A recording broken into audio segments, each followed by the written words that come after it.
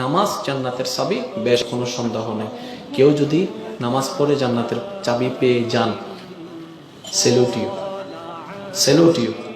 আপনি অনেক সৌভাগ্যবান, আপনি অনেক সৌভাগ্যবান যে আপনি নামাজ পড়ে জান্নাতের চাবি পেয়েছেন, রোজা রেখে জান্নাতের চাবি পেয়েছেন, সেলুট ইউ। কিন্তু নিজেকে একটা প্রশ্ন করে দেখবেন, আমাদের মধ্যে কয়েক ধরনের নামাজি আছে। কেউ নামাজ পড়ে জান্নাত পাওয়ার আশায়, কেউ নামাজ পড়ে জাহান্নামের ভয়ে।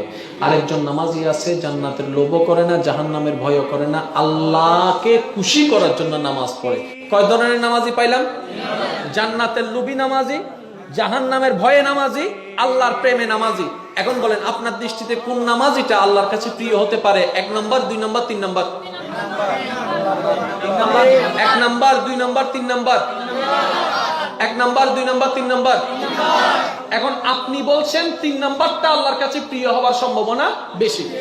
আপনি এখন খুঁজে দেখেন তো আপনার এলাকায় 3 নাম্বার নামাজি কয়জন আছে? এখন বুঝতে পারছেন? নামাজ জান্নাতি, সন্দেহ নেই, কিন্তু বেদালটা আমরা লাগাই ফেলছি। মনে রাখবেন, জান্নাতের লোভও নামাজ পড়বো না, জাহান্নামের ভয়ও নামাজ পড়বো না। আমরা বান্দা। আমরা কি? নামাজের হুকুমদাতা। আমি সকলের কাছে অনুরোধ করছি এই কথাটা একটু মন দিয়ে শ্রবণ করবেন আল্লাহর ওয়াস্তে, যাতে আমাদের